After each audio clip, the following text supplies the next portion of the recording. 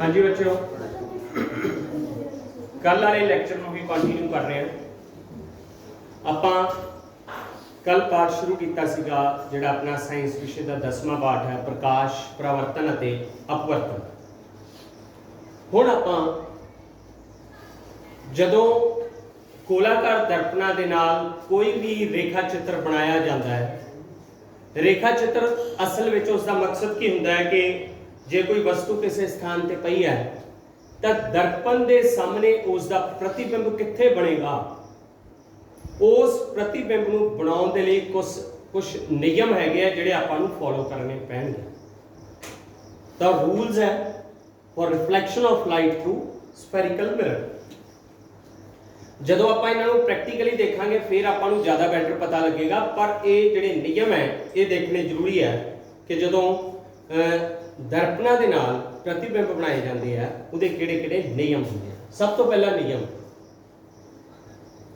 चाहे अवतल दर्पण होवे ते चाहे उत्तल दर्पण होवे, दोनों केसां दे विच जदों प्रकाश की किरण वक्रता केंद्र विचों लंघदी है, वक्रता केंद्र शायद तुहानूं पहला समझाया होया सी, जिन्हों आपां इंग्लिश च सेंटर ऑफ कर्वेचर कहंदे सीगे, तां ओह जिहड़े रस्ते विचों आपाती किरण दर्पण ते टकराउंदी है उसे रस्ते विच ही वो वापस मुड़ जाती है। कहने तो भाव वक्रता केंद्र दे विचों आपाती किरण ते परावर्तित किरण बिल्कुल उसे रेखा दे विच रहिंदी है, ये अपना स्थान नहीं बदलदी। जिवें आपां एक सीधी सड़क ते जाने हैं ते वापस उसे सड़क ते आ जाने हैं, बिल्कुल उस तरह जदों प्रकाश की किरण वक्रता केंद्र विचों लंघदी है तो उस रस्ते विच वापस परावर्तित हो जाती है, चाहे वह अवतल दर्पण होवे ते चाहे उत्तल दर्पण होवे। उत्तल दर्पण के केस विच भी आ देखो बिल्कुल उस केस दे विच बिल्कुल उस रस्ते विच वापस आ जाती है।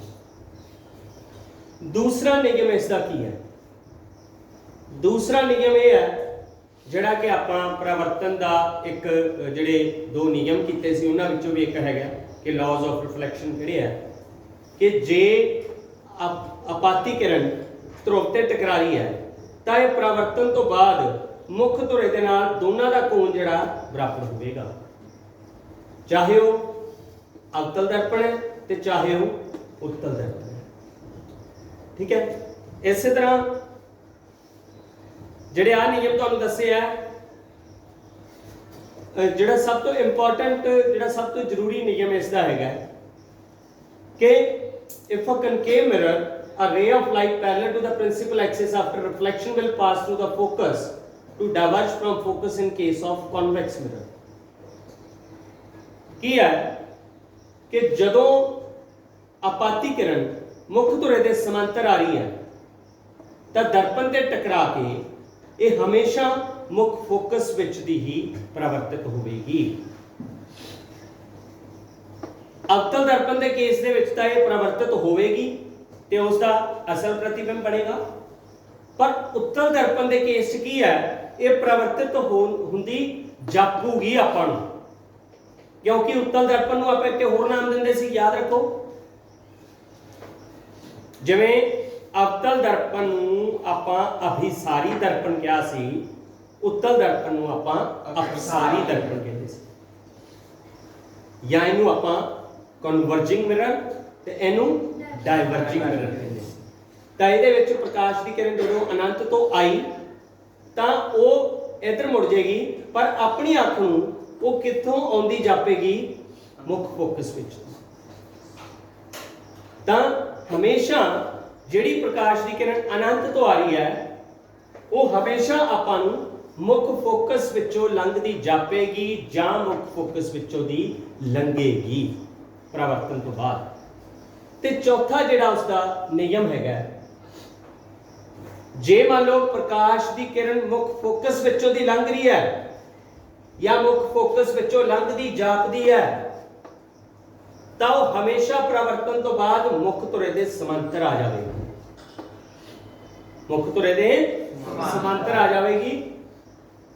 तो यह भी एक इसका नियम है।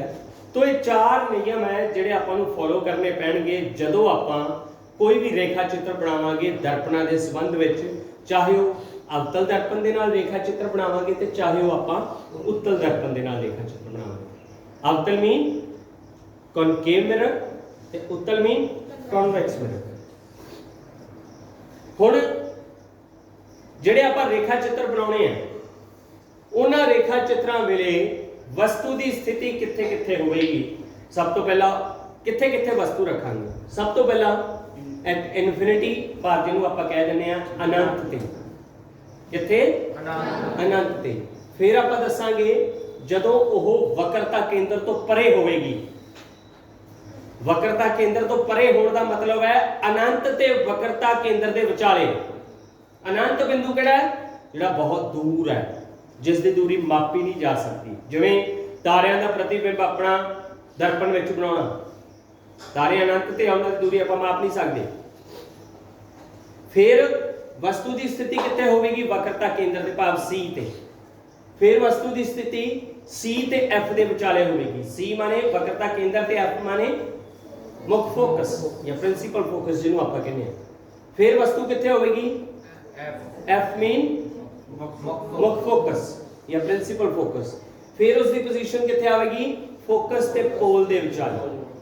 पोल जिहड़ा दर्पण दे विच मौजूद है उसका केंद्र बिंदु है ते फोकस दे विचाले। हुण इस केस दे विच जिहड़ा प्रतिबिंब है वो बनेगा आभासी, जबकि पहले 5 केसां दे विच जिहड़ा प्रतिबिंब है वो असल बनेगा।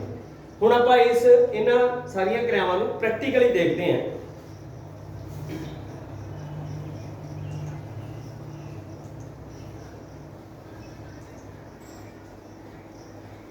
आ देखो अवतल दर्पण है जिसते वख-वख प्रतिबिंब बन गए। उहदे लई आपां नूं समान की चाहिदा है? सब तो पहला तो अवतल दर्पण जिवें 10 सेंटीमीटर फोकस दूरी का लिया, एक दर्पण का स्टैंड चाहिए। फिर आप चार्ट पेपर आ स्क्रीन बनाई है जिसते कि प्रतिबिंब बनूगा। आप होल्डर के उपर जिहड़ा दर्पण है वो रखांगे। हुण चार्ट पेपर दे पोजीशन बनावांगे, पोल की पोजीशन बनाई है, मुख्य फोकस की पोजीशन बनाई है, सेंटर ऑफ कर्वेचर की पोजीशन बनाई है। सब तो पहला केस देखांगे जदों ऑब्जेक्ट बहुत दूर है, भाव इनफिनिटी ते है। तो इस केस दे विच देखो वस्तु आ पई है, आ कैंडल नूं आपां वस्तु कहा है, कैंडल जग रही है, उस दी रोशनी इस दर्पण दे विच पवेगी। किहड़ा दर्पण लगाया इत्थे? अवतल दर्पण। जदों अवतल दर्पण लगाया तो तुहानूं पहले ही प्रोडक्शन दसी हुई है कि जदों वस्तु अनंत ते पई है उसका प्रतिबिंब हमेशा मुख्य फोकस से बनेगा। कित्थे बनेगा? मुख्य फोकस से। हुण देखो आ वस्तु का अपना प्रतिबिंब बनाने लिए पर्दा लगाया गया, स्क्रीन है, तो आ बिल्कुल आ पॉइंट है जिथे उसका प्रतिबिंब बन रहा है। ठीक है। हुण इस केस दे विच तुसीं एक गल तो यह याद रखनी है कि वस्तु का प्रतिबिंब कित्थे बनिया? आ डार्क रूम च कीती एक्टिविटी, प्रतिबिंब बन रहा है। जिहड़ा प्रतिबिंब जिहड़ा हैगा जदों वस्तु अनंत ते पई सी, प्रतिबिंब कित्थे बनेगा? मुख्य फोकस ते। हुण इसे नूं ही आ रे डायग्राम वाइज बनाया गया। देखो आ उसदे गुण है कि थोड़ा जिहा हाँ जी, वस्तु जिहड़ी है रियल ते इन्वर्टेड इमेज बनावेगी। मतलब वस्तु का जिहड़ा प्रतिबिंब है क्योंकि पर्दे ते लिआंदा जा सकिया इस करके असल है ते उल्टे आकार का बनेगा। दूसरे नंबर ते प्रतिबिंब का आकार की होगा? बहुत छोटा, हाईली डिमेंस्ड होगा। अनंत के केस दे विच तां जे देखा जाए तो महज बिंदु आकार का प्रतिबिंब बनता है। तीसरे नंबर पे उस प्रतिबिंब की स्थिति कित्थे है? फोकस, मुख्य फोकस। ये पहला केस सीगा जदों कि वस्तु कित्थे पई हुई है? अनंत ते भाव इनफिनिटी ते। हुण दूसरा केस देखो इस तो बाद जदों वस्तु सी तो परे है, भाव देखा जाए तो आ पोजीशनां तुहानूं दसियां होईयां। पोल मतलब दर्पण का केंद्र बिंदु मन्निया गया। आ इस दर्पण की फोकस दूरी कितनी सी? 10 सेंटीमीटर। उन्नी 10 सेंटीमीटर की दूरी ते ही उसका फोकस बनाया गया। ਤੇ ਜਿਹੜਾ ਸੈਂਟਰ ਆਫ ਕਰਵੇਚਰ ਹੈ ਨਾ, ਇਹਦੇ ਬਾਰੇ ਸ਼ਾਇਦ ਤੁਸੀਂ ਅੱਗੇ ਜਾ ਕੇ ਪੜੋਗੇ ਕਿ ਪੋਲ ਤੋਂ ਲੈ ਕੇ ਸੈਂਟਰ ਆਫ ਕਰਵੇਚਰ ਦੀ ਦੂਰੀ ਕਿੰਨੀ ਹੁੰਦੀ ਹੈ, ਉਹਨੂੰ ਆਪਾਂ ਕੀ ਕਹਿੰਦੇ ਆ, ਵਕਰਤਾ ਅਰਧ ਵਿਆਸ ਜਾਂ ਆਰ ਹਮੇਸ਼ਾ ਜਿੰਨੀ ਫੋਕਸ ਦੂਰੀ ਹੁੰਦੀ ਨਾ ਉਸ ਤੋਂ ਦੁੱਗਣੀ ਦੂਰੀ ਤੇ ਹੁੰਦਾ ਹੈ। ਆਰ ਹਮੇਸ਼ਾ ਫੋਕਸ ਦੂਰੀ ਦੀ ਦੁੱਗਣੀ ਦੂਰੀ ਤੇ ਹੁੰਦਾ ਹੈ। ਕਹਿਣ ਤੋਂ ਭਾਵ ਆਰ ਬਰਾਬਰ ਹੁੰਦਾ 2f। ਆਰ ਬਰਾਬਰ 2f। ਜੇ ਆਪਣੇ ਕੋਲੇ ਆਰ ਤੇ f ਦਿੱਤੇ ਹੋਣ ਤਾਂ ਉਹਦਾ ਸੰਬੰਧ ਸਥਾਪਿਤ ਕਰਨਾ ਹੋਵੇ ਤੇ ਆਪਾਂ ਫੋਕਸ ਪਤਾ ਕਰਨਾ ਹੋਵੇ ਕਿੰਨਾ ਹੋਵੇਗਾ। ਜੇ ਆਰ ਦਾ ਮੁੱਲ ਆਪਣੇ ਕੋਲੇ ਹੈਗਾ, ਆਰ ਨੂੰ 2 ਨਾਲ ਵੰਡ ਦਾਂਗੇ, ਉਨੀ ਆਪਣੇ ਕੋਲੇ ਫੋਕਸ ਦੂਰੀ ਆ ਜਾਏਗੀ। ਤਾਂ ਇੱਥੇ C ਜਿਹੜਾ ਹੈਗਾ, ਜੇ ਫੋਕਸ ਦੂਰੀ 10 ਸੈਂਟੀਮੀਟਰ ਹੈ ਤਾਂ C ਪੋਲ ਤੋਂ 20 ਸੈਂਟੀਮੀਟਰ ਹੋਵੇਗੀ। ਤਾਂ ਉਸ ਤੋਂ ਅੱਗੇ ਵਸਤੂ ਰੱਖੀ ਹੋਈ ਹੈ। ਤੁਹਾਨੂੰ ਦੱਸਿਆ ਸੀ ਵਸਤੂ ਕਿੱਥੇ ਹੈ, ਬਿਯੋਂਡ C ਤੋਂ ਪਰਾਂ। ਠੀਕ ਹੈ, ਇਸ ਦੇ ਨਾਲ ਹੁਣ ਆਪਣਾ ਰੇਖਾ ਚਿੱਤਰ ਤੇ ਪ੍ਰਤੀਬਿੰਬ ਕਿਵੇਂ ਬਣੇਗਾ ਦੇਖੋ। ਆ ਦੇਖੋ ਬੜੀ ਕਲੀਅਰ ਤੁਹਾਨੂੰ ਪ੍ਰਤੀਬਿੰਬ ਬਣਦਾ ਦਿਸ ਰਿਹਾ। ਇੱਥੇ ਦੇਖੋ, ਇੱਥੋਂ ਪ੍ਰਕਾਸ਼ ਦੀਆਂ ਕਿਰਨਾਂ ਇੱਥੇ ਟਕਰਾ ਕੇ ਸਾਰੇ ਬਿੰਦੂਆਂ ਤੇ, ਬਹੁਤ ਸਾਰੇ ਬਿੰਦੂਆਂ ਤੇ ਟਕਰਾ ਕੇ ਅਪਰਚਰ ਦੇ ਉਹ ਪਰਾਵਰਤਨ ਤੋਂ ਬਾਅਦ ਉਹਨਾਂ ਨੇ ਪ੍ਰਤੀਬਿੰਬ ਇੱਥੇ ਪਰਦੇ ਤੇ ਬਣਾ ਦਿੱਤਾ। ਪ੍ਰਤੀਬਿੰਬ ਤੁਹਾਨੂੰ ਕੀ ਉਲਟਾ ਦਿਸ ਰਿਹਾ? ਨਹੀਂ, ਉਲਟਾ ਦਿਸ ਰਿਹਾ ਕਿ ਸਿੱਧਾ ਦਿਸ ਰਿਹਾ? ਨਹੀਂ। ਬੜੇ ਧਿਆਨ ਨਾਲ ਦੇਖੋ, ਜਿਹੜਾ ਇਸ ਕੇਸ ਦੇ ਵਿੱਚ ਹਮੇਸ਼ਾ ਪ੍ਰਤੀਬਿੰਬ ਉਲਟਾ ਬਣੇਗਾ। ਅਵਤਲ ਦਰਪਣ ਦੇ ਪਹਿਲੇ 5 ਕੇਸਾਂ ਦੇ ਵਿੱਚ ਪ੍ਰਤੀਬਿੰਬ ਉਲਟਾ ਬਣੇਗਾ। ਸਿਰਫ ਇੱਕ ਕੇਸ ਹੈ ਜਿਸ ਦੇ ਵਿੱਚ ਪ੍ਰਤੀਬਿੰਬ ਆਭਾਸੀ ਬਣਦਾ ਹੈ, ਜਦੋਂ ਵਸਤੂ ਫੋਕਸ ਤੇ ਪੋਲ ਦੇ ਵਿਚਾਲੇ ਪਈ ਹੁੰਦੀ ਹੈ। ਉਹਦਾ ਪ੍ਰਤੀਬਿੰਬ ਸਿੱਧਾ ਤੇ ਵੱਡੇ ਆਕਾਰ ਦਾ ਬਣੇਗਾ ਤੇ ਉਹ ਆਪਾਂ ਨੂੰ ਦਰਪਣ ਦੇ ਵਿੱਚ ਦਿਖਾਈ ਦੇਵੇਗਾ। ਅਵਤਲ ਦਰਪਣ ਦੇ ਕੇਸ 'ਚ ਹਮੇਸ਼ਾ ਯਾਦ ਰੱਖ ਲੈਣਾ, ਜਿਹੜੇ ਆਪਾਂ ਪਹਿਲੇ 5 ਕੇਸ ਕਰਾਂਗੇ ਉਹਦੇ ਵਿੱਚ ਪ੍ਰਤੀਬਿੰਬ ਹਮੇਸ਼ਾ ਕੀ ਬਣੇਗਾ? ਉਲਟਾ, ਇਨਵਰਟਡ ਇਮੇਜ ਬਣੇਗੀ। ਰੀਅਲ ਐਂਡ ਇਨਵਰਟਡ, ਅਸਲ ਪ੍ਰਤੀਬਿੰਬ ਤੇ ਉਲਟਾ ਪ੍ਰਤੀਬਿੰਬ। ਉਸ ਦੇ ਆਕਾਰ ਦੇ ਵਿੱਚ ਹੌਲੀ ਹੌਲੀ ਫਰਕ ਪਵੇਗਾ। ਜਿਵੇਂ ਪਹਿਲੇ ਕੇਸ 'ਚ ਆਪਾਂ ਦੇਖਿਆ ਸੀ ਆਕਾਰ ਬਿੰਦੂ ਆਕਾਰ ਦਾ ਸੀਗਾ, ਬਹੁਤ ਛੋਟਾ ਸੀ, ਪਰ ਇੱਥੇ ਉਸ ਦਾ ਆਕਾਰ ਪਹਿਲੇ ਨਾਲੋਂ ਵੱਡਾ ਹੋ ਗਿਆ। ਵਸਤੂ ਦੇ ਆਕਾਰ ਤੋਂ ਵੱਡਾ ਨਹੀਂ ਹੋਇਆ, ਵਸਤੂ ਦੇ ਆਕਾਰ ਤੋਂ ਛੋਟਾ ਪ੍ਰਤੀਬਿੰਬ ਹੈ। तो वो आप देखांगे इस दे गुण की होंगे। पहले तो इसनूं डार्क रूम च भी देख लो, बिल्कुल देखो किड्डा वधिया तुहानूं दिख रहा। आ लाट इधर इसका प्रतिबिंब बन रहा। ये वही एक्टिविटी वेले उस कमरे की लाइट ऑफ कर दी गई है, जिस करके इस तरह आपां नूं दिख रहा। हुण इसनूं जे आपां रे डायग्राम वाइज देखांगे, वस्तु हुण कित्थे पई सी अपनी सी तो परां, प्रतिबिंब कित्थे बन रहा है? F ਤੇ C ਦੇ ਵਿਚਾਲੇ। F ਤੇ C ਦੇ ਵਿਚਾਲੇ। ਪਹਿਲਾਂ ਜਦੋਂ ਵਸਤੂ ਅਨੰਤ ਤੇ ਸੀ ਤਾਂ ਪ੍ਰਤੀਬਿੰਬ ਮੁੱਖ ਫੋਕਸ ਤੇ ਬਣਿਆ ਸੀ। ਹੁਣ ਇੱਕ ਗੱਲ ਹੋਰ ਨੋਟ ਕਰਿਓ, ਜਿਵੇਂ ਜਿਵੇਂ ਆਪਾਂ ਵਸਤੂ ਨੂੰ ਉਰਾ ਲੈਂਦੇ ਜਾਵਾਂਗੇ ਅਨੰਤ ਤੋਂ, ਵਸਤੂ ਫੋਕਸ ਤੋਂ ਦੂਰ ਹੁੰਦੀ ਜਾਵੇਗੀ। ਅਨੰਤ ਤੇ ਸੀ, ਪ੍ਰਤੀਬਿੰਬ ਕਿੱਥੇ ਸੀ? ਫੋਕਸ ਤੇ। ਅਨੰਤ ਤੋਂ ਉਰਾ ਲਿਆਂਦਾ, प्रतिबिंब किथे बनेगा? फोकस ते सी तो उदे विचाले, फोकस ते सी दे विचाले, सेंटर ऑफ कर्वेचर दे विचाले। हुण इत्थे वस्तु किथे बन गई अपनी? वस्तु दा प्रतिबिंब किथे बन गया? फोकस ते centre of curvature mean focus ते वक्रता केंद्र दे विचाले। हुण इस नूं रे डायग्राम वाइज किवें दिखाया जांदा ओ भी बड़े ध्यान नाल देखियो। आ एक होर एंगल तो उससे नूं दिखाया गया, आ रहा रे डायग्राम वाइज।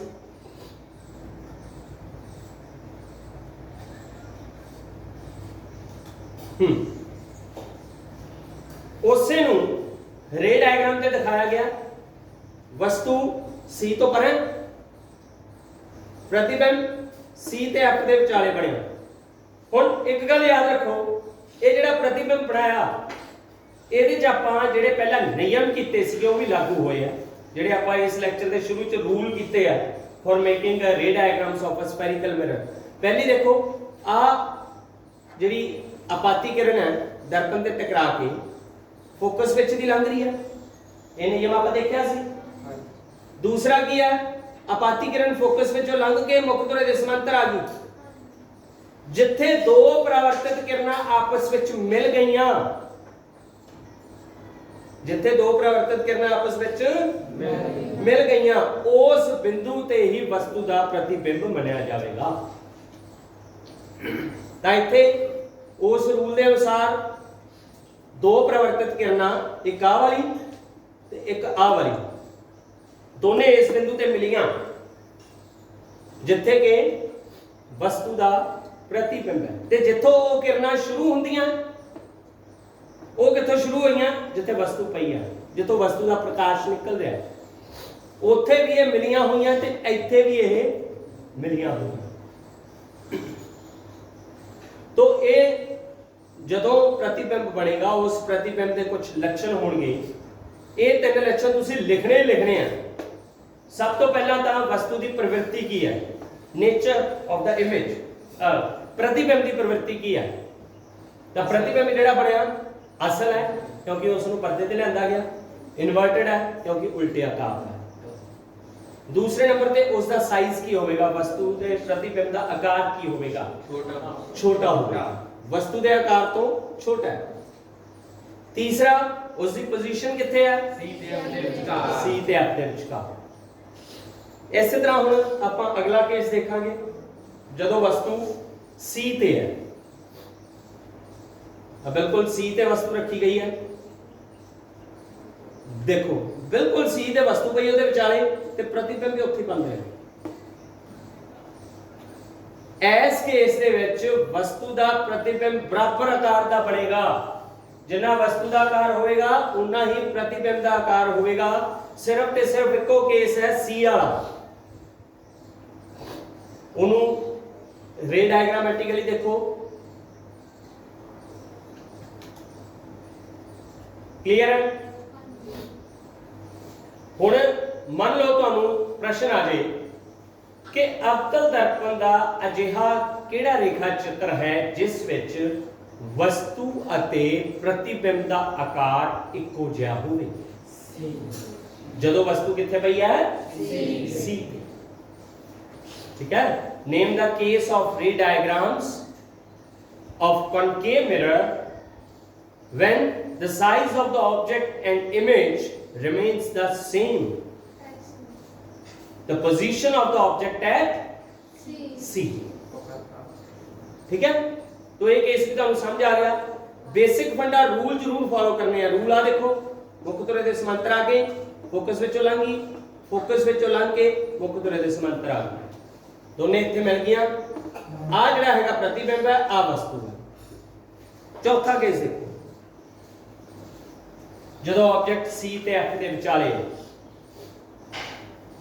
बिल्कुल तुहानू देख रहा है, तां प्रतिबिंब हुण नोट करो, इत्थे प्रतिबिंब फोकस तो दूर हुंदा जा रहा है। जे वस्तु फोकस दे नेड़े आंदी जा रही है, मतलब दोने सिर्फ ते सिर्फ सी ते जरूर कॉम्प्रोमाइज कर लैणगे। सी वाली स्थिति ते दोने इक्को थां ते पए है, पर बाकी स्थितियां 'च एक दूजे दे एंटी है। हुण आ केस देखो, वस्तु दे प्रतिबिंब दा आकार वस्तु तो वड्डा लग रहा है कि छोटा लग रहा है, वड्डा। हुण आकार वड्डा होना शुरू हो जाएगा सी तो बाद प्रतिबिंब दा।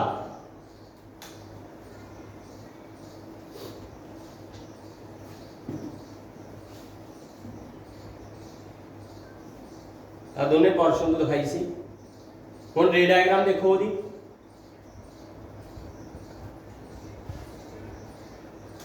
अच्छा ਇਹਦੇ ਚ देखो ਹੁਣ ਜਿਹੜੇ रूल्स लगाए गए ਆ, पहले विच दो रूल सी। पहले विच की सी, एक प्रकाश की किरण मुख धुरे दे समांतर जाके मुख फोकस चों लंघ रही सी, एक सीगी मुख फोकस विचों लंघ के मुख धुरे दे समांतर आ गई सी। ਇਹਦੇ ਵਿੱਚ ਇੱਕ ਕੇਸ ਤਾਂ ਇਹ ਆ ਰਿਹਾ ਮੁਖ ਧੁਰੇ ਦੇ ਸਮਾਂਤਰ ਆ ਕੇ ਫੋਕਸ ਵਿੱਚੋਂ ਲੰਘ ਰਹੀ ਆ। ਦੂਜਾ ਨਿਯਮ ਕਿਹੜਾ ਲੱਗ ਰਿਹਾ, I ਤੇ R ਵਾਲਾ। I ਤੇ R ਦੋਨੇ ਇਕੁਅਲ ਹੈ। ਇੱਥੇ ਉਹ ਦੱਸਿਆ ਸੀ ਨਾ ਤੁਹਾਨੂੰ, ਉਸ ਦਾ ਇੱਕ ਨਿਯਮ ਇਹ ਵੀ ਸੀਗਾ, ਜੇ ਆਪਾਤੀ ਕਿਰਨ ਧਰੁਵ ਤੇ ਟਕਰਾ ਰਹੀ ਹੈ ਤਾਂ ਉਹਨੇ ਕੋਣ ਦੇ ਨਾਲ ਹੀ ਉਹ ਪ੍ਰਵਰਤਿਤ ਹੋਵੇਗੀ ਜਿੰਨਾ ਕੋਣ ਉਸ ਦਾ ਮੁੱਖ ਧੁਰੇ ਦੇ ਨਾਲ ਹੋਵੇਗਾ।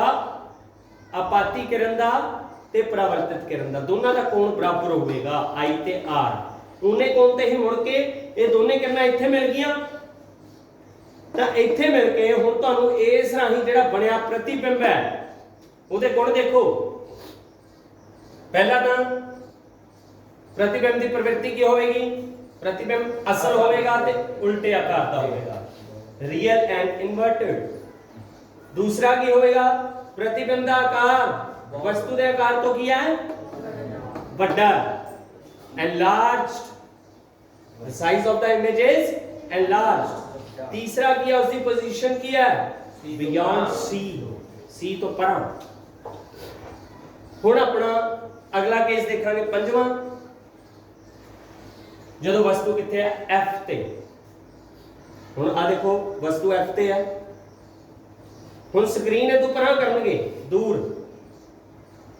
आ देखो थोड़ी थोड़ी तुहानू इमेज दिख रही है, पर जदों इनू डार्क रूम च करनगे फिर ज्यादा बेटर। आओ देखो डार्क रूम दे विच कितनी वधिया इमेज बन रही है छोटे ਜਿਹੇ ਤੋਂ।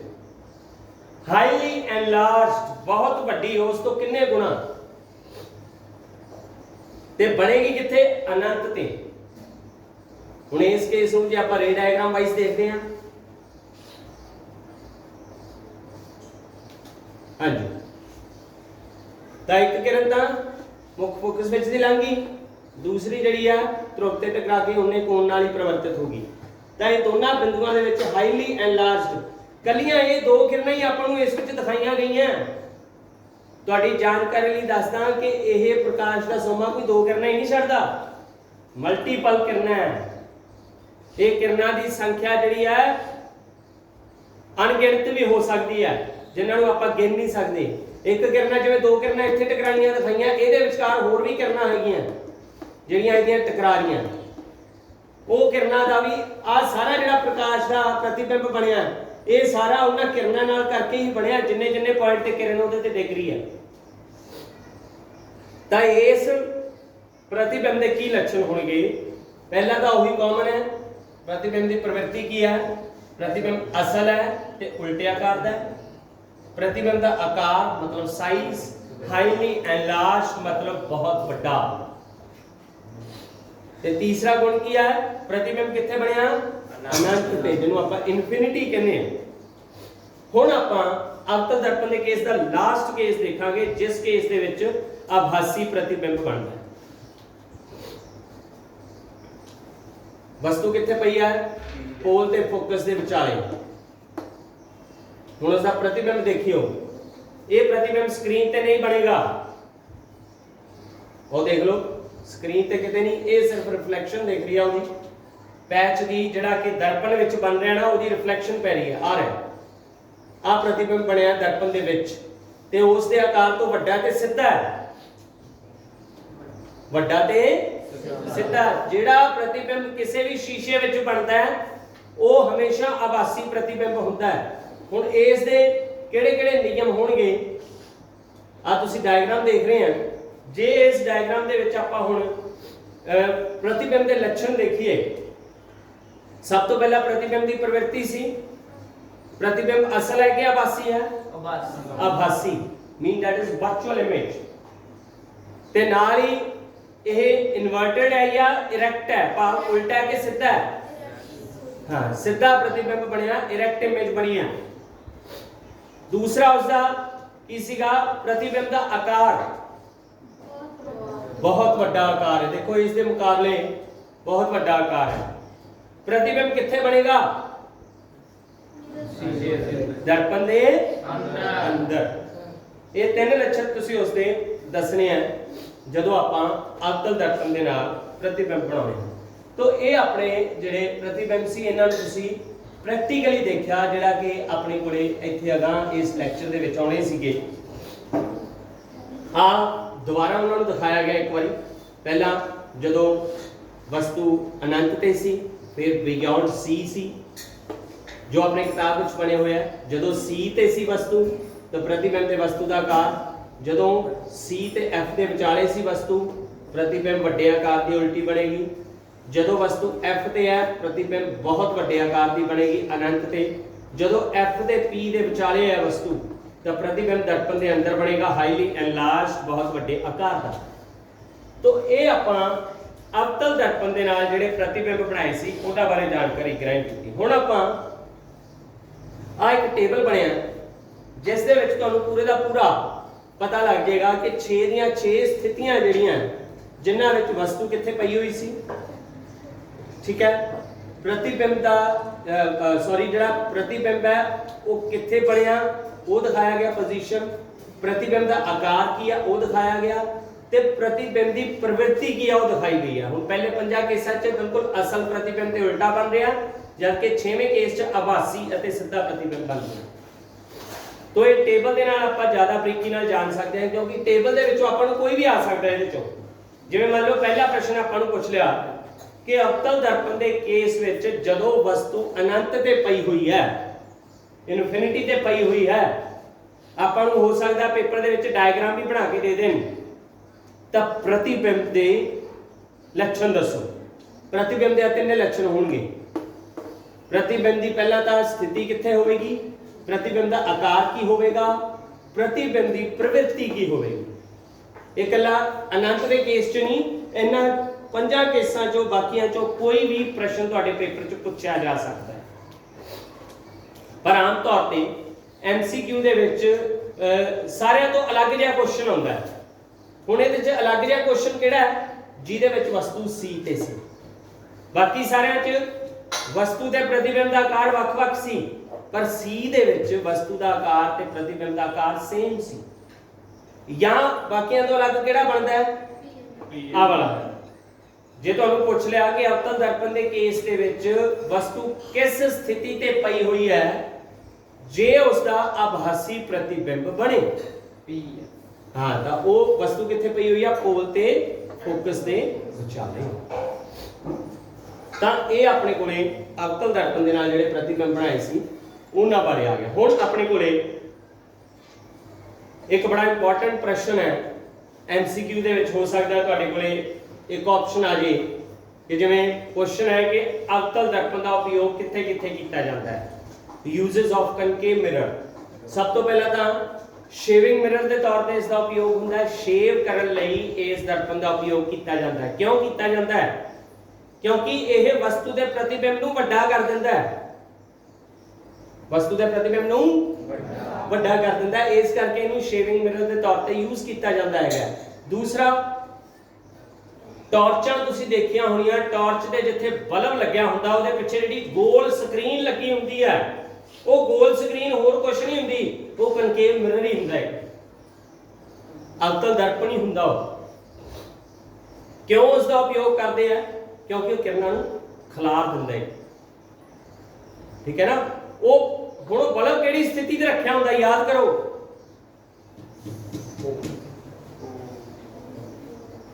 उस अवतल दर्पण दे विच बल्ब किहड़ी स्थिति ते पिया होगा जिस करके उस दियां पूरीआं खिलरियां मैग्नीफाइड करना आपां नूं दिखदियां पोल ते फोकस दे विचाले।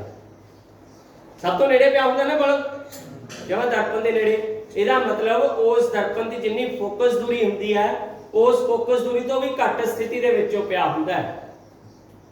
जवां नाल हुंदा बल्ब उहदे सेंटर च, मतलब लगभग पोल वाली स्थिति ते ही पिया हुंदा है, तो उसका प्रतिबिंब दर्पण के अंदर बनता है, पर बाहर आपको रिफ्लैक्शन करके वो मल्टीप्लाइड दूर तक आपको दिखता उसका जो प्रकाश है। चाहे टॉर्च हो, चाहे सर्च लाइटा हो, चाहे व्हीकलों दी हैडलाइटा हो, इन्हां विच भी सारियां विच किते ना किते अवतल दर्पण का उपयोग किया जाता है, कनकेव मिरर का उपयोग किया जाता है। फिर जदों आपां दंद ठीक कराने जाने डेंटिस्ट कोले एक गोल जिहा शीशे जे वाले यंत्र होंदा जिहदे थल्ले स्टिक लगी हुंदी है, उस स्टिक अपने मूँह विच पा के उस नाल अपनी जड़ां नूं मैग्नीफाई करके उस शीशे विच देखदा है, या अपने दंदां दे वो हिस्से जिन्हां तक वो नहीं देख सकदा उहदे मूहरे दर्पण करके उहदे विच दंदां दे हिस्से देख लैंदा है। जिवें कि आ देख रहा दंद इधर है, पर इहदे विच इन्हां दंदां दा प्रतिबिंब बन रहा वड्डे आकार दा, ठीक है। तो अवतल दर्पण का उपयोग आम तौर पर दंदां दे डॉक्टर दंदां दे चैकअप वेले भी करते हैं।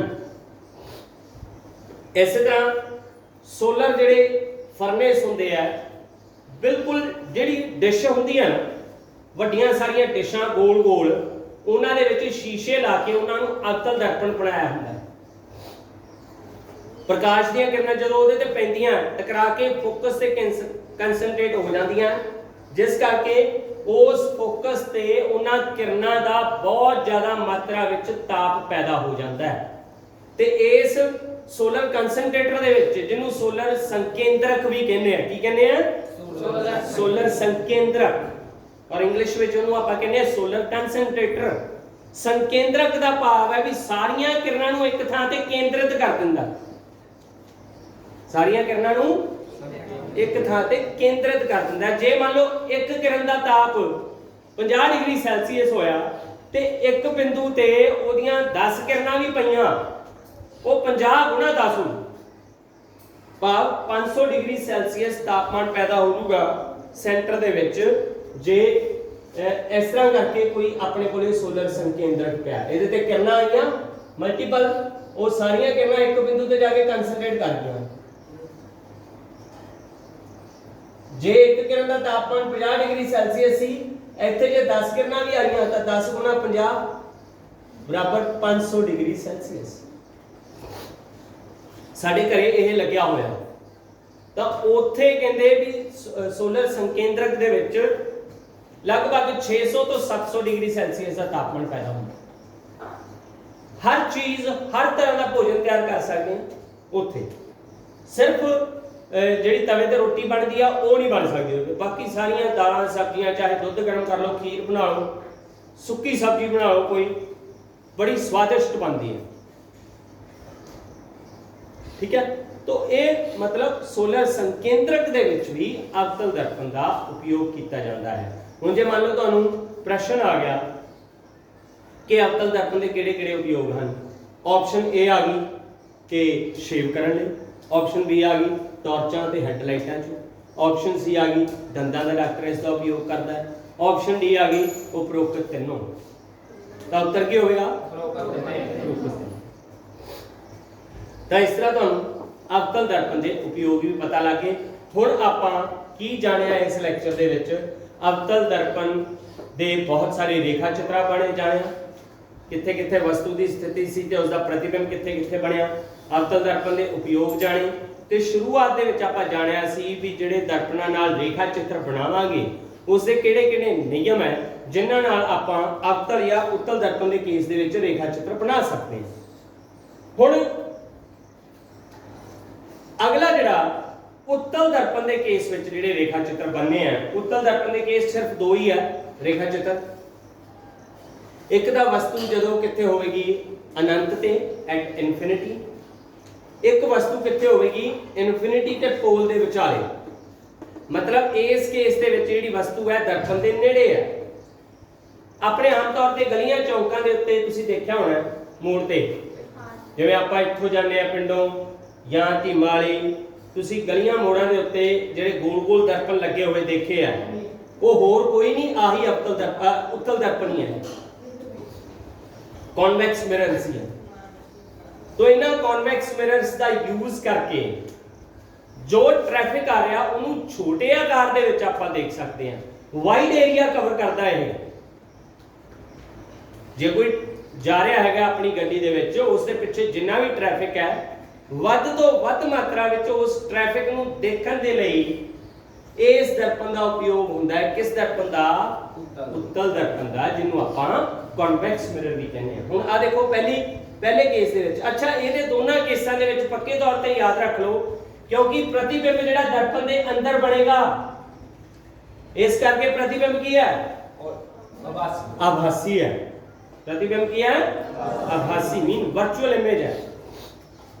ਹੁਣ ਜੇ ਮੰਨ ਲਓ ਵਸਤੂ ਜਿੰਨੀ ਦੂਰ ਹੈ ਉਸ ਦਾ ਪ੍ਰਤੀਬਿੰਬ ਉਨਾ ਛੋਟਾ ਹੋਵੇਗਾ, ਪ੍ਰਤੀਬਿੰਬ ਦੇ ਨੇੜੇ ਹੈ ਉਸ ਦਾ ਪ੍ਰਤੀਬਿੰਬ ਪਹਿਲਾਂ ਦੇ ਮੁਕਾਬਲੇ ਵੱਡਾ। ਰੂਲ ਇਹਦੇ 'ਚ ਵੀ ਉਹੀ ਲੱਗਣੇ ਆ, ਜਿਵੇਂ ਆ ਦੇਖੋ ਪਹਿਲਾ ਰੂਲ ਕੀ ਲਾਇਆ ਇਹਦੇ 'ਚ, ਆ ਦੇਖੋ ਪ੍ਰਕਾਸ਼ ਦੀ ਕਿਰਨ, ਆ ਵਸਤੂ ਪਈ ਹੈ, ਪ੍ਰਕਾਸ਼ ਦੀ ਕਿਰਨ ਇੱਕ ਮੁੱਖ ਧੁਰੇ ਦੇ ਸਮਾਂਤਰ ਆਈ, ਕਿਉਂਕਿ ਅਵਤਲ ਜਿਹੜਾ ਉੱਤਲ ਦਰਪਣ ਹੈ ਇਸ ਨੂੰ ਅਪਸਾਰੀ ਦਰਪਣ ਵੀ ਕਹਿੰਦੇ ਆ, ਇਸ ਕਰਕੇ ਕਿਰਨ ਇਧਰ ਨੂੰ ਨਹੀਂ ਮੁੜੇਗੀ, ਕਿਰਨ ਪਰਾਂ ਨੂੰ ਜਾਵੇਗੀ, ਖਿਲ ਰਹੇਗੀ, ਪਰ ਆਪਾਂ ਨੂੰ ਇਧਰਲੇ ਪਾਸੇ ਆਪਣੀ ਅੱਖ ਹੈ, ਜਿਸ ਕਰਕੇ ਆਪਾਂ ਨੂੰ ਇਹ ਪ੍ਰਕਾਸ਼ ਕਿੱਥੋਂ ਆਂਦਾ ਜਾਪੇਗਾ? ਇਸ ਬਿੰਦੂ ਤੋਂ। ਦੂਸਰੀ ਕਿਰਨ ਉਹਨਾਂ ਨੇ ਕਿੱਥੋਂ ਲਗਾਈ ਹੈ? ਵਕਰਤਾ ਕੇਂਦਰ ਚੋਂ, ਆ ਦੇਖੋ ਉਸੇ ਬਿੰਦੂ ਚੋਂ ਲੰਘਦੀ ਜਾਪਦੀ ਹੈ। ਜਿੱਥੇ ਇਹ ਦੋਨੇ ਕਿਰਨਾਂ ਮਿਲ ਗਈਆਂ ਉਸ ਬਿੰਦੂ ਤੇ ਹੀ ਵਸਤੂ ਦਾ ਪ੍ਰਤੀਬਿੰਬ ਬਣ ਗਿਆ। ਚਾਹੇ ਇਹ ਆਪਣਾ ਆ ਕੇਸ ਹੈ, ਆ ਕੇਸ ਦੇ ਵਿੱਚ ਇੱਕ ਤਾਂ ਆ ਗਈ,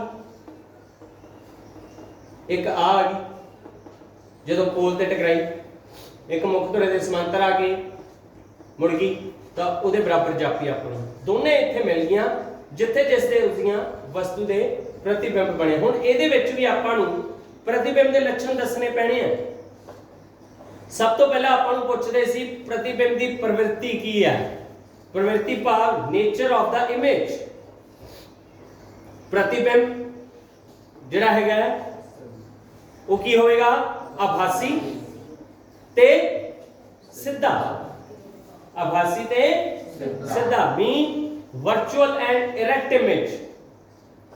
ਦੂਸਰੇ ਕੇਸ ਦੇ ਵਿੱਚ ਇਹਦੀ ਆਪਾਂ ਜਿਹੜੇ ਲੱਛਣ ਦੱਸਣੇ ਹੈਗੇ ਆ ਉਹ ਹੈ ਵੀ ਪ੍ਰਤੀਬਿੰਬ ਕਿਹੜੇ ਆਕਾਰ ਦਾ ਸੀ। ਜੇ ਵਸਤੂ ਅਨੰਤ ਤੇ ਹੈ ਤਾਂ ਪ੍ਰਤੀਬਿੰਬ ਬਹੁਤ ਛੋਟੇ ਆਕਾਰ ਦਾ ਹੈ। ਜੇ ਵਸਤੂ ਦਰਪਣ ਦੇ ਨੇੜੇ ਪਈ ਹੋਈ ਹੈ ਤਾਂ ਉਹ ਅਨੰਤ ਵਾਲੇ ਕੇਸ ਤੋਂ ਵੱਡੇ ਆਕਾਰ ਦਾ ਹੈ। ਠੀਕ ਹੈ ਛੋਟੇ ਹੀ ਦੋਨੇ, ਪਰ ਅਨੰਤ ਵਾਲੇ ਕੇਸ ਦੇ ਮੁਕਾਬਲੇ ਪ੍ਰਤੀਬਿੰਬ ਥੋੜਾ ਜਿਹਾ ਵੱਡੇ ਆਕਾਰ ਦਾ ਬਣੇਗਾ। ਤੀਸਰਾ ਇਸ ਦਾ ਗੁਣ ਕੀ ਦੱਸਣਾ ਹੈ ਕਿ ਪ੍ਰਤੀਬਿੰਬ ਕਿੱਥੇ ਬਣੇਗਾ। ਦੋਨਾਂ ਕੇਸਾਂ ਦੇ ਵਿੱਚ ਪ੍ਰਤੀਬਿੰਬ ਜਿਹੜਾ ਹੈਗਾ ਦਰਪਣ ਦੇ ਅੰਦਰ ਬਣੇਗਾ, ਬਿਹਾਈਂਡ ਦਾ ਮਿਰਰ।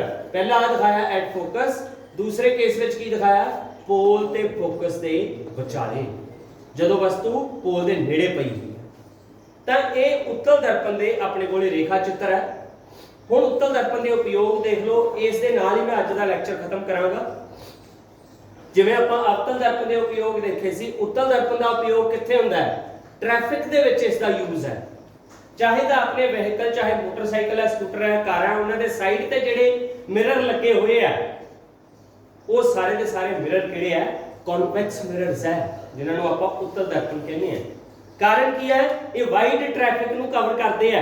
ਜੋ ਪਿੱਛੋਂ ਟ੍ਰੈਫਿਕ ਆ ਰਿਹਾ ਇਹਦਾ ਵਾਈਡ ਏਰੀਆ ਹੈਗਾ, ਦ੍ਰਿਸ਼ਟੀ ਖੇਤਰ ਜ਼ਿਆਦਾ ਹੈ, ਇਸ ਦਾ ਦ੍ਰਿਸ਼ਟੀ ਖੇਤਰ ਜ਼ਿਆਦਾ ਹੈ। ਤੇ ਦੂਸਰਾ ਇਸ ਦਾ ਉਪਯੋਗ ਕਿੱਥੇ ਹੁੰਦਾ ਹੈ, ਜੇ ਤੁਸੀਂ ਵੱਡੇ ਵੱਡੇ ਮਾਲਸ ਦੇ ਵਿੱਚ ਜਾਓ, ਜਿਵੇਂ ਆਪਣੇ ਸ਼ਹਿਰਾਂ ਵਿੱਚ ਬਣੇ ਹੋਏ ਆ ਮੋਲ ਵਗੈਰਾ, ਉਹਦੇ 'ਚ ਇਸ ਤਰ੍ਹਾਂ ਦੇ ਨਾ ਕਾਰਨਰਸ ਦੇ ਉੱਤੇ ਸ਼ੀਸ਼ੇ ਲੱਗੇ ਹੋਏ ਆ, ਦੇਖੋ ਉਹਨਾਂ ਦੇ ਵਿੱਚ ਪਤਾ ਲੱਗ ਜਾਂਦਾ ਵੀ ਕਿਹੜਾ ਬੰਦਾ ਕਿੱਥੇ ਆ, ਕੀ ਕਰ ਰਿਹਾ, ਦੂਰੋਂ ਹੀ ਦਿਖ ਜਾਂਦਾ। ਉੱਤੇ ਲਗਾਏ ਹੁੰਦੇ ਆ, ਮਤਲਬ ਅਲੱਗ-ਅਲੱਗ ਰੋਜ਼ ਬਣੀਆਂ, ਉਹਨਾਂ ਦੇ ਵਿੱਚ ਬੰਦੇ ਟਰੈਵਲ ਕਰ ਰਹੇ ਆ, ਜੋ ਸਮਾਨ ਲੈ ਰਹੇ ਆ, ਤੇ ਪਰਲੇ ਪਾਸੇ ਇੱਕ ਬੰਦਾ ਉਸ ਸ਼ੀਸ਼ੇ ਨੂੰ ਦੇਖ ਰਿਹਾ। ਉਸ ਸ਼ੀਸ਼ੇ ਦੇ ਵਿੱਚ ਉਹਨੂੰ ਕੱਲੀ ਕੱਲੀ ਰੋਹ ਦੇ ਵਿੱਚੋਂ ਪਤਾ ਲੱਗ ਰਿਹਾ ਕਿ ਬੰਦਾ ਕਿਹੜਾ ਸਮਾਨ ਲੈ ਰਿਹਾ। ਤਾਂ ਮਤਲਬ ਇਸ ਤਰ੍ਹਾਂ ਦੇ ਯੰਤਰ ਦੇ ਤੌਰ ਤੇ ਵੀ ਇਸ ਦਾ ਉਪਯੋਗ ਕੀਤਾ ਜਾ ਸਕਦਾ ਹੈ, ਜਿਸ ਕਰਕੇ ਦੁਕਾਨਾਂ ਦੇ ਵਿੱਚ ਚੋਰੀ ਨਾ ਹੋਵੇ। ਹੁਣ ਆਪਾਂ ਛੋਟੀ ਦੁਕਾਨ ਤੇ ਜਾਂਦੇ ਆ ਤਾਂ ਆਮ ਉਹਨੇ ਕਾਊਂਟਰਾਂ ਦੇ ਵਿੱਚ ਆਪਣਾ ਸਮਾਨ ਬਕਸੇ ਵਿੱਚ ਫਿੱਟ ਕੀਤਾ ਹੁੰਦਾ, ਪਰ ਮਾਲ ਦੇ ਵਿੱਚ ਇਸ ਤਰ੍ਹਾਂ ਨਹੀਂ ਹੁੰਦਾ। ਖੁੱਲੇ ਆਮ ਆਪਾਂ ਵਿੱਚ ਟਰੈਵਲ ਕਰ ਸਕਦੇ ਆ। ਜੇ ਆਪਾਂ ਸੋਚਦੇ ਆ ਨਾ ਵੀ ਉੱਥੋਂ ਕੋਈ ਚੀਜ਼ ਆਪਾਂ ਕੱਢ ਕੇ ਲੈ ਜਾਾਂਗੇ, ਪੋਸੀਬਲ ਨਹੀਂ। ਕੈਮਰੇ ਵੀ ਲੱਗੇ ਆ, ਪਲੱਸ ਇਹ ਉੱਤਲ ਦਰਪਣ ਵੀ ਲੱਗੇ ਹੋਏ ਹਨ ਉੱਥੇ। ਤਾਂ ਇਹਦੇ ਨਾਲ ਹੀ ਆਪਣਾ ਜਿਹੜਾ ਅੱਜ ਦਾ ਜਿਹੜਾ ਲੈਕਚਰ ਹੈ ਉਹ ਖਤਮ ਹੁੰਦਾ ਹੈ, ਜਿਸ ਦੇ ਵਿੱਚ ਆਪਾਂ ਉੱਤਲ ਤੇ ਅਵਤਲ ਦਰਪਣ ਦੇ ਉਪਯੋਗਾਂ ਬਾਰੇ ਜਾਣਿਆ। ਕੱਲ ਨੂੰ ਆਪਾਂ ਲੈਂਸਾਂ ਬਾਰੇ ਜਾਂ ਰਿਫਰੈਕਸ਼ਨ ਆਫ ਲਾਈਟ ਬਾਰੇ ਆਪਾਂ ਜਾਣਾਂਗੇ। ਧੰਨਵਾਦ।